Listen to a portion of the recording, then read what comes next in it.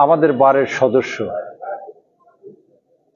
Advocate Yarul ইসলাম, advocate মারুফ আহমেদ বিজনও এই উপজেলায় এসেছেন। আজকে আমি কিছুক্ষণ আগে আমার সতীর্থ বন্ধুদের সাথে আলাপ করছিলাম, তারা আমাকে সকলে আকণ্ঠ সমর্থন দিয়েছে। সেই সমর্থনের মধ্য দিয়ে আমরা সেই জায়গাতে পৌঁছাতে যাই যেখানে মানুষ আমাদের কাছে একটা কিছু প্রত্যাশা করে। প্রথম কথা হচ্ছে যে আপনাদের যিনি প্রার্থী আছেন, যারা অন্য প্রার্থী আছে, তাদের চাইতে যোগ্য কিনা যদি আপনাকে প্রশ্ন করে কিংবা আপনারা মানুষকে প্রশ্ন করেন, সেক্ষেত্রে তাদের কাছে একটি বাক্যে উত্তর দেওয়া যাবে যে আপনাদের প্রার্থী অন্যদের প্রার্থীর চাইতে অনেক অনেক যোগ্য। কারণ বেল্টু কিছুক্ষণ আগে বলেছে যে যেখানে বিসিএস ক্যাডাররা থাকবে, যেখানে শিক্ষিত সমাজের সাথে চিঠি চালাচালি করতে হবে, উপজেলার উন্নয়নের কথা বলতে হবে, সেইখানে একজন যোগ্য মানুষ না হলে পারে তাদের সাথে কেউ পেরে উঠবে না। আমি খুব বেশি কথায় যাব না। আপনার সাথে আমার যে সম্পর্ক, আমি সেই সম্পর্কের জায়গাতে আসতে চাই। কারণ আমি এইবারের সভাপতি সাধারণ সম্পাদক নির্বাচিত হয়েছি। নির্বাচিত যখন হইনি, যখন ছিলাম না, তখনও আপনাদের সাথে থেকেছি। বিশেষ করে আপনাদের যখন সংকট দুঃসময়, তখন আপনারা যে আবদার রেখেছেন আমি চেষ্টা করেছি সে আবদারগুলো পূরণ করার। আপনাদের যে কোনো দুঃসময়ে আমি আপনাদের পাশে থেকেছি। এখন আমার জন্য আপনাদের কাছে কিছু চাইছি এই কারণেই যে আপনারা যারা আছেন, আপনারা টোটাল মেহেরপুরের ভোটকে ঘুরিয়ে দেওয়ার ক্ষমতা রাখেন। কারণ প্রতিদিন ন্যূনতম 30 জন মানুষ আপনাদের সাথে দেখা করে, প্রতিদিন আপনাদের সাথে দেখা করে। আপনাদের সাথে প্রতি মাসে 1000 পরিবারের মত বিনিময় হয়। এটা কিন্তু কোনো ছোটখাটো বিষয় নয়। আপনারা সেই জায়গাতে আপনাদের কাছে অনুরোধ করব, যারা আপনাদের নিকটের মানুষ, প্রথম কথা হচ্ছে নিজের পরিবারের কাছে আপনারা নিশ্চিত করবেন আপনার ভোটটা আপনার পরিবারের ভোটটা, এবং সেই ভোটটি আপনারা পোল করানোর ব্যবস্থা করবেন। দ্বিতীয়ত হচ্ছে আপনারা যে সমাজে বাস করেন, সেই সমাজের মানুষ যারা নিকটাত্মীয় আছে, সমাজের মানুষ আছে, সেই মানুষগুলোকে আপনারা তাদেরকে বলবেন, আবার কথা বলবেন আমি মানে আপনারা। আপনি আপনার কথা বলবেন যে তাকে ভোট দেয়া না, আমাকে ভোট দেয়া। একজন আইনজীবী থাকলে পারে ওই উপজেলায়, অন্তত আমি জোর গলায় বলতে পারি আমি আইনজীবীর সহকারী, আমি আছি সেখানে। সেই আশাটা আপনাদের কাছে থাকবে, আপনার পরিবারকে বলবেন। তৃতীয়ত হচ্ছে যে কয়দিন আছি, আপনাদের প্রত্যেকের কাছে মক্কেলদের মোবাইল নাম্বার আছে।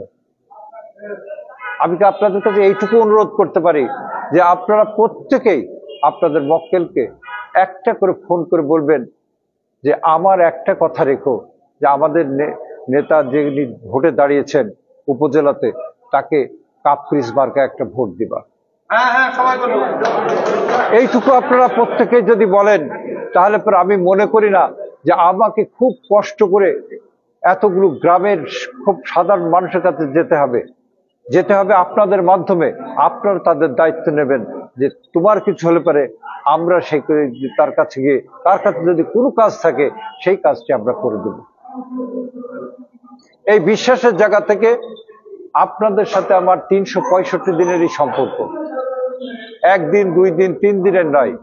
এবং আমি যতদিন সক্ষম থাকবো, আপনি যতদিন সক্ষম থাকবেন, আমরা প্রতিদিন কোর্টে দেখা হবে। আমরা কেউ কারোর চোখকে, আমরা যে কোনো কারণেই হোক, মামলার কারণে হোক, আমরা পক্ষ বিপক্ষ নেই, কিন্তু নিজেদের যখন স্বার্থ আসে তখন আমরা এক থাকি। তা আমার অনুরোধ, আমার প্রতি যদি কারোর রাগ অভিমান বিরাগ থাকে, আমি মনে করি যে আমার জ্ঞানও তো আমি কারোর সাথে খারাপ ব্যবহার করিনি, তবুও বলবো, আমি মানুষ, আমার চলার পথে ভুল থাকতে পারে, অভিমান থাকতে পারে, রাগ থাকতে পারে। আমি মনে করি সেই জায়গাটুকু আপনারা ভুলে গিয়ে আপনি মনে করবেন আপনার সহযোদ্ধা, আপনার সাথী, আপনার সাথে প্রতিদিন তার দেখা হবে, কথা হবে, সেই মানুষটাকে আপনার ভোটটা দিন। আপনার পাশাপাশি যারা আছে, আজকে যারা আমার বিরুদ্ধে ক্যান্ডিডেট হয়েছে, আমি শুধু একটা ছোট্ট উদাহরণ দিতে চাই যে আমরা প্রতি বছর কিন্তু ভোট করি, এই বারে ভোট করি, আপনারাও ভোট করেন। মেয়াদ পূর্ণ হয়ে গেলে পরে ভোটের যাই, আওয়ামী লীগও যায়, বিএনপিও যায়, নির্দলও যায়, সবাই আমরা কিন্তু বারে ভোট করি, কেউ ক্ষমতা আঁকড়ে ধরিনি। যিনি আমার সাথে প্রতিদ্বন্দ্বিতা করছেন, 5 বছরের জন্য ম্যান্ডেট নিয়েছিলেন আমদা ইউনিয়নকে, 17 বছর সেখানে নির্বাচন হতে দেননি। সেখানকার মানুষের সমস্ত সুযোগ সুবিধা বন্ধ হয়ে গিয়েছিল।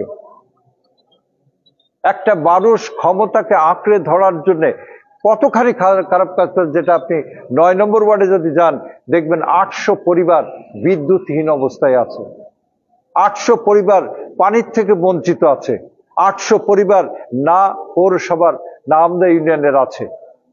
একটা মানুষ 800 পরিবারকে পথে বসিয়ে দিয়েছেন তিনি নির্বাচিত হওয়ার জন্য। তাকে প্রশ্ন যদি করা যায় যে এই উপজেলা প্রশাসন চালাবেন, কিভাবে চালাবেন, সে প্রশ্নের উত্তর কিন্তু সে দিতে পারবে না। আমি আমার কথা শেষ করার আগে আমি একটা কথা বলবো যে আমার 3টে ওয়াদা আছে।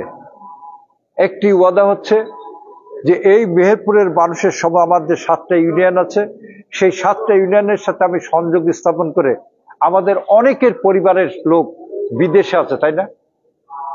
এই বিদেশে থাকার কারণে, প্রবাসে থাকার কারণে তারা কিন্তু তাদের পরিবার পরিজন হেনস্থার শিকার হয়।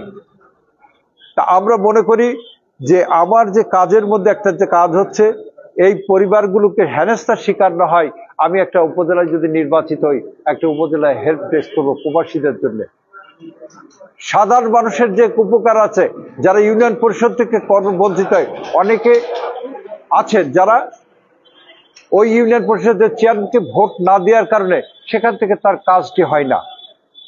আমি মনে করি যে উপজেলা সেখানে একটা হেল্প ডেস্ক করবে, তাকে সহযোগিতা করার জন্য, আইনগতভাবে সহায়তা দেওয়ার জন্য। তাদেরকে কেন তার কাজটি হবে না, আমার মতের বিরুদ্ধে যাবে বলেই আমার কাজটি হবে না, এই কাজটি যাতে না হয় আমি সেই ব্যবস্থা করার চেষ্টা করব। যাই হোক, আমি অনেক কিছুই চিন্তা করেছি, নতুন চিন্তা করেছি, আপনাদের কাছাকাছি থেকেছি। আমি আশা করব, আমার অনুরোধ আপনাদের প্রতি, আমার পরম অনুরোধ, আমার জীবনের প্রথম নির্বাচন, এই নির্বাচনের জনপ্রতিনিধি নির্বাচন, আপনাদের কাছ থেকে আমি পূর্ণ সহযোগিতা চাইব। আপনারা আল্লাহর রাস্তে আমাকে সম্পূর্ণ আন্তরিকভাবে হৃদয়ের সাথে গ্রহণ করে আপনারা আমাকে সহযোগিতা করবেন। আপনাদের কাছে আহ্বান থাকলো আমার। আমি আর কথা বাড়াবো না। সকলকে 8 তারিখের বিষয়টি মাথায় নিয়ে, নির্বাচনকে মাথায় নিয়ে আপনারা এগিয়ে যাবেন, এই বলে আমি আমার বক্তব্য শেষ করছি। সকলকে ধন্যবাদ।